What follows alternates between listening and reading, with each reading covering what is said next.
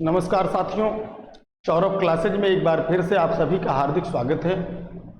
साथियों, आप लोग जानते हैं हम लोग भारतीय संविधान को लेकर एक लंबी और काफ़ी गहरी सीरीज चला रहे हैं। गहराई का तात्पर्य ये है कि ऐसे सारे प्रश्नों को समेटने का प्रयास हम अपनी मुख्य कक्षा में करते हैं जहाँ से प्रश्न बनते हैं, जो प्रश्न बन सकते हैं, और एक भी प्रश्न आप द्वारा पढ़े गए, मेरे द्वारा बताए गए मैटर से बाहर न जाए, इसका हम लोग पूरा प्रयास करते हैं।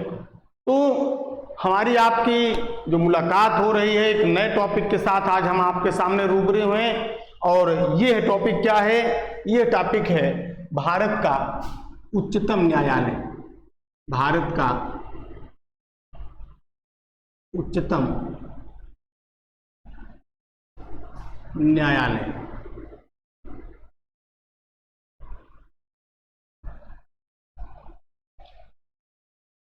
बीच में बीएड एंट्रेंस एग्जाम के प्रश्नोत्तर सीरीज के कारण, कुछ अन्य परीक्षाओं की प्रश्नोत्तर सीरीज के कारण जो हमारी मुख्य कक्षा चल रही थी उस पर थोड़ा सा रोक लग गई थी, तो हम पुनः वहीं से कंटिन्यू कर रहे हैं जहां से हमने आपको छोड़ा था। हमने संविधान सभा से शुरू करके भारत के प्रधानमंत्री तक, लोकसभा, राज्यसभा तक सब कुछ कवर किया था।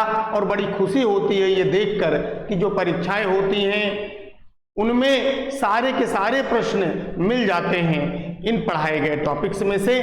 तो आज एक नए टॉपिक के साथ, जिसे उच्चतम न्यायालय के नाम से जाना जाता है, सुप्रीम कोर्ट कह सकते हैं, भारत का सुप्रीम कोर्ट कहा जाता है, जिसका मुख्यालय कहाँ पर है? नई दिल्ली में है। आपसे पूछा जाए कि भारत का सुप्रीम कोर्ट या सर्वोच्च न्यायालय कहाँ पर स्थित है, तो आपका उत्तर होगा नई दिल्ली में स्थित है। इस पर हम बातचीत करेंगे, और इससे पहले थोड़ी सी बात कर लेते हैं कि जो न्यायपालिका की अवधारणा है, ये अवधारणा कहाँ से आई।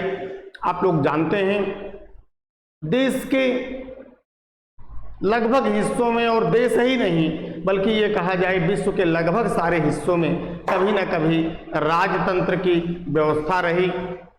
राजतंत्र की इस व्यवस्था के विरोध में अनेक प्रकार के सिद्धांत प्रस्तुत किए गए राजनीतिक विचारकों के द्वारा, और इन्हीं राजनीतिक विचारकों में से एक व्यक्ति थे मॉन्टेस्क्यू।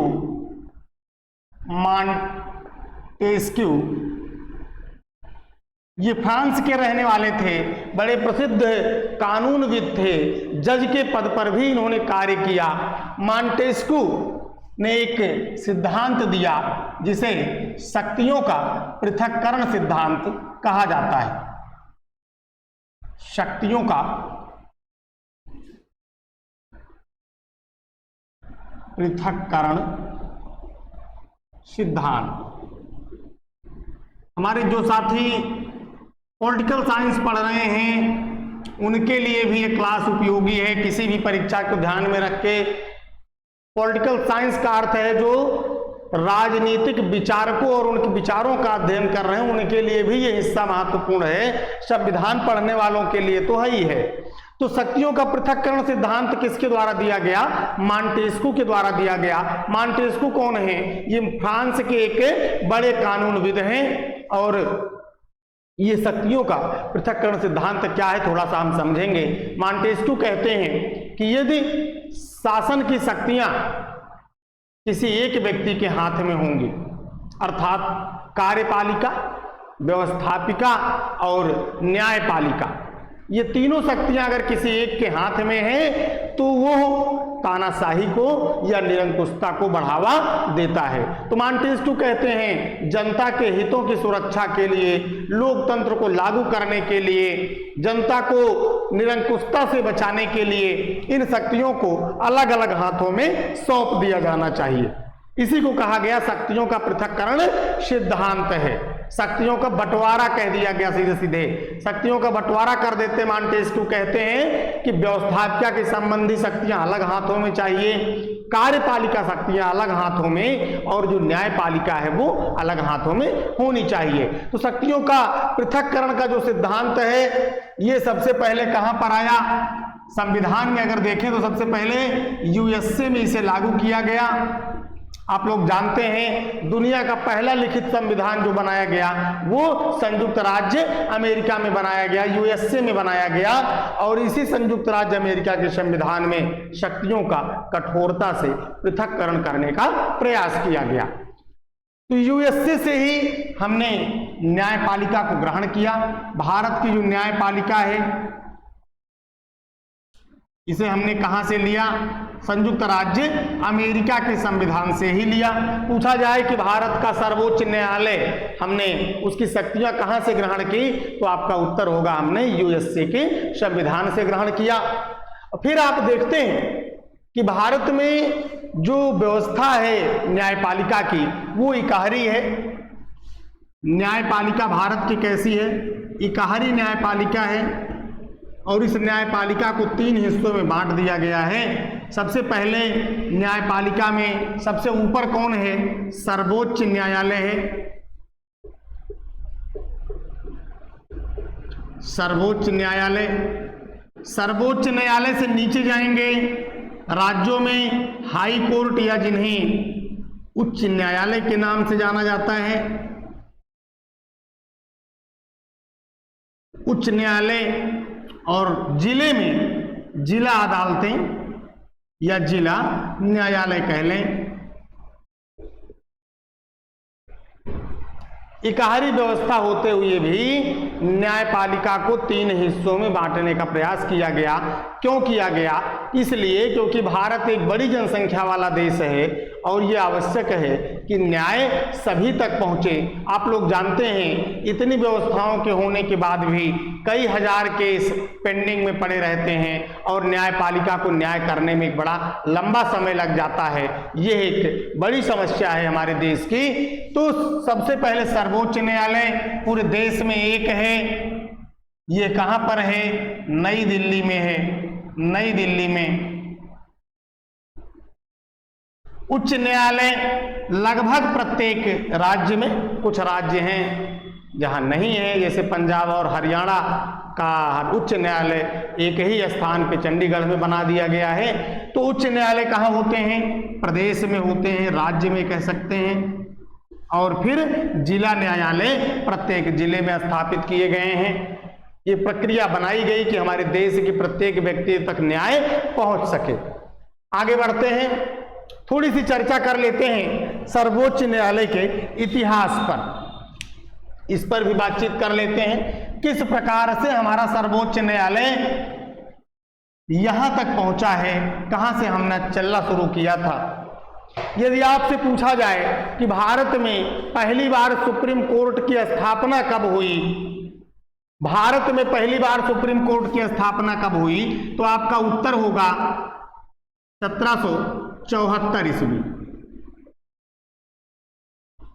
बहुत सारे साथी, बहुत सारे प्रतियोगी छात्र कंफ्यूज हो जाते हैं इन चीजों में। वो अक्सर 1773-74 में कंफ्यूज रहते हैं। ध्यान रखना है 1773 ईस्वी में ब्रिटिश ईस्ट इंडिया कंपनी की शक्तियों को नियंत्रित करने के लिए ब्रिटिश ईस्ट इंडिया कंपनी जो थी वो जो कार्य कर रही थी बंगाल में, उस पर नियंत्रण के लिए एक एक्ट लाया गया था जिसे रेगुलेटिंग एक्ट कहा गया। रेगुलेट करने के लिए ही लाया गया था कंपनी को, तो रेगुलेटिंग एक्ट के नाम से जाना गया।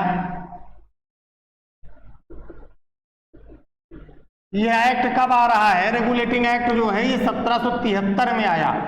ध्यान रखेंगे, रेगुलेटिंग एक्ट कब आ रहा है? 1773 में आ रहा है। लेकिन जो इसके तहत, इस एक्ट के तहत जो सर्वोच्च न्यायालय स्थापित किया जा रहा है वो कब किया जा रहा है? 1774 में। तो रेगुलेटिंग एक्ट में प्रावधान था एक सुप्रीम कोर्ट की स्थापना का। रेगुलेटिंग एक्ट 1773 में आया और भारत में जो सर्वोच्च न्यायालय स्थापित हुआ, प्रथम सर्वोच्च न्यायालय या सुप्रीम कोर्ट जो स्थापित हुआ वो हुआ 1774 में। ये ध्यान रखेंगे। कहां पर पूछा जाए तो कोलकाता, जिसे आजकल हम कहते हैं कलकत्ता या कोलकाता में, कोलकाता में स्थापित हो रहा है। और इस जो पहला सर्वोच्च न्यायालय कोलकाता में बनाया जा रहा है, इस सर्वोच्च न्यायालय का जो पहला मुख्य न्यायाधीश था वो कौन था? Sir Elijah Impey. Elijah Impey कहते हैं कोलकाता के ही एक ब्राह्मण नंद कुमार को एलिजा इम्पे ने वारेन हेस्टिंग्स के कहने पर फांसी दे दी थी। सर एलिजा इम्पे और अन्य कुछ न्यायाधीश थे, इसमें चैम्बर्स, हाइड, ध्यान रखेंगे, और लिमेस्टर, ये इसके न्यायाधीश थे।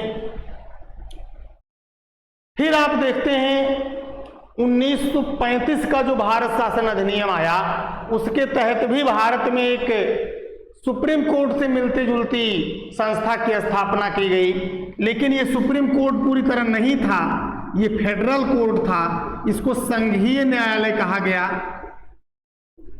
संघीय न्यायालय, फेडरल कोर्ट। फेडरल कोर्ट की स्थापना की गई 1935 के अधिनियम द्वारा। 1935 के अधिनियम द्वारा इसकी स्थापना हो रही है। और आप लोग जानते हैं कि 1935 के अधिनियम में जो प्रावधान था वो लागू हुआ कब आके? 1937 में। तो संघीय न्यायालय कब स्थापित हो रहा है? 1937 ईस्वी में स्थापित हो रहा है। यहां से प्रश्न बनता है, कई बार इतिहास में भी पूछा गया, संविधान में भी पूछा गया कि संघीय न्यायालय जो 1937 में स्थापित हुआ उसके पहले मुख्य न्यायाधीश कौन थे? तो आपका उत्तर क्या होगा?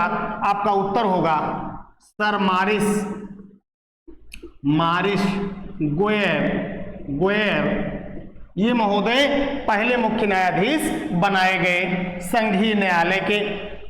अब प्रश्न उठता है कि मैंने ऐसा क्यों कहा कि ये सुप्रीम कोर्ट से थोड़ा अलग था।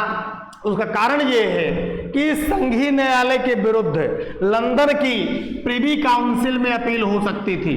लंदन की प्रिवी काउंसिल में अपील हो सकती थी, इसलिए यह सर्वोच्च न्यायालय जैसा नहीं था। आप लोग जानते हैं भारत में सबसे बड़ी न्यायिक संस्था जो है वो सर्वोच्च न्यायालय है। सर्वोच्च न्यायालय के निर्णयों के लिए आप दोबारा फिर कहीं अपील नहीं कर सकते हैं, यह आप लोग जानते हैं।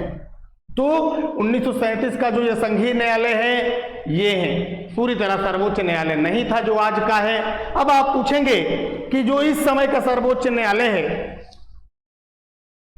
इस समय जो हम सर्वोच्च न्यायालय के रूप में देखते हैं, इसकी स्थापना कब हुई? जो लोग देख रहे हो वीडियो कमेंट करके बता सकते हैं। जो वर्तमान का सर्वोच्च न्यायालय है, इसकी स्थापना हो रही है संविधान लागू होने के 2 ही दिन बाद। आप लोग जानते हैं भारत का संविधान आंशिक रूप से लागू किया गया 26 नवंबर 1949 को और पूर्ण रूप से लागू हुआ गणतंत्र दिवस के दिन, जिसको हम 26 जनवरी 1950 कहते हैं। तो 26 जनवरी 1950 के 2 दिन बाद 28 जनवरी 1950 ईस्वी को 28 जनवरी 1950 ईस्वी को वर्तमान सर्वोच्च न्यायालय की स्थापना की जा रही है। और संघीय न्यायालय के जो प्रथम न्यायाधीश थे वही इस सुप्रीम कोर्ट के भी प्रथम न्यायाधीश उस समय संघीय न्यायालय के जो न्यायाधीश थे, प्रथम नहीं, मैंने आपको बताया है कि प्रथम 1937 में जब स्थापित हो रहा है संघीय न्यायालय, तो सर मारिस गोयर बने थे प्रथम मुख्य न्यायाधीश। जिस समय यह सर्वोच्च न्यायालय स्थापित किया गया उस समय संघीय न्यायालय कार्य कर रहा था। तो संघीय न्यायालय के जो उस समय के न्यायाधीश थे हरिलाल जे कानिया, यही वर्तमान सर्वोच्च न्यायालय जो स्थापित हुआ इसके प्रथम मुख्य न्यायाधीश बनाए गए। प्रथम मुख्य न्यायाधीश बनाए गए हरिलाल जे कानिया। अब यहीं पर पूछ लिया जाए कि इस समय वर्तमान में सुप्रीम कोर्ट का मुख्य न्यायाधीश कौन है? इस तरह के प्रश्न आजकल परीक्षाओं में बनने लगे हैं, तो ध्यान रखें 50वें क्रम के हैं ये। इनका क्रम क्या है, 50वें नंबर के हैं और नाम क्या है इनका, श्री डी.वाई. चंद्रचूड़, डी.वाई. चंद्रचूड़, धनंजय यशवंत चंद्रचूड़। ध्यान रखेंगे वर्तमान में मुख्य न्यायाधीश कौन है सुप्रीम कोर्ट के, धनंजय यशवंत चंद्रचूड़। ये किस नंबर के हैं, किस क्रम के हैं, ये महोदय 50वें क्रम के हैं। आप जरूर याद रखें, क्रम आजकल परीक्षाओं में पूछे जाने का एक पैटर्न चल पड़ा है। आइए आगे बढ़ेंगे, थोड़ी सी बात और हम लोग करेंगे। सुप्रीम कोर्ट की स्थापना से संबंधित प्रावधान संविधान के अनुच्छेद 124 में है। अनुच्छेद 124, संविधान के अनुच्छेद 124 में सुप्रीम कोर्ट के गठन के विषय में बातचीत की गई है, बात कही गई है। और ये ध्यान रखना है कि हमारा जो सुप्रीम कोर्ट का गठन हुआ, जिस समय संविधान लागू हो रहा है, उस समय कहा गया कि न्यायाधीशों की संख्या 1+7 होगी। 1+7 का मतलब है एक मुख्य न्यायाधीश और 7 न्यायाधीश, अर्थात कुल 8 न्यायाधीश उस समय थे, जिस समय 28 जनवरी 1950 को संविधान सुप्रीम कोर्ट बन रहा है। और देखते हैं आप कि धीरे धीरे न्यायाधीशों की संख्या बढ़ती चली गई और ये संख्या कहाँ तक पहुँच गई। वर्तमान में अगर देखा जाए तो 1+33 अर्थात कुल 34 जज हैं। एक मुख्य न्यायाधीश और 33 न्यायाधीश को मिलाकर वर्तमान में सुप्रीम कोर्ट में जजों की संख्या कितनी हो सकती है अधिकतम, इस समय 34 हो सकती है। ये आपको ध्यान में रखना है। लेकिन संविधान में आज भी जजों की संख्या 1+7 8 ही लिखी हुई है, अर्थात न्यायाधीशों की संख्या को बढ़ाने के लिए किसी संविधान संशोधन की आवश्यकता नहीं है, ये ध्यान रखना है। अब मैं आपसे पूछता हूं कि आपको बताना क्या है, आपको बताना है कि सुप्रीम कोर्ट में जजों की संख्या बढ़ाने का निर्णय कौन लेगा। विकल्प मैं आपको दे रहा हूं, आपको बताना है। नंबर 1 भारत के राष्ट्रपति महोदय, नंबर 2 प्रधानमंत्री द्वारा, नंबर 3 संसद द्वारा, नंबर 4 कैबिनेट की सिफारिश पर राष्ट्रपति द्वारा। उत्तर मुझे बताइएगा। आपका उत्तर होगा संसद द्वारा। ध्यान रखेंगे, सुप्रीम कोर्ट में न्यायाधीशों की संख्या बढ़ाने का अधिकार किसको दिया गया है, संसद को दिया गया है। और संसद ऐसा संविधान सभा में सामान्य बहुमत से कर सकती है, बार बार संविधान सभा की याद आ जा रही है, ऐसा संसद में सामान्य बहुमत से हो सकता है। इसके लिए बिल्कुल भी संविधान संशोधन करने की आवश्यकता नहीं है, ये आप ध्यान रखेंगे। नेक्स्ट क्लास में जब हम आप मिलेंगे तो हम लोग बातचीत करेंगे कि किस प्रकार से सुप्रीम कोर्ट में जजों की नियुक्ति होती है, इनकी योग्यता क्या है, कौन नियुक्ति करता है, कौन शपथ दिलाता है, इन सारे मुद्दों पर हम आप बातचीत करेंगे। तो मिलते हैं अगली क्लास में। धन्यवाद, नमस्कार।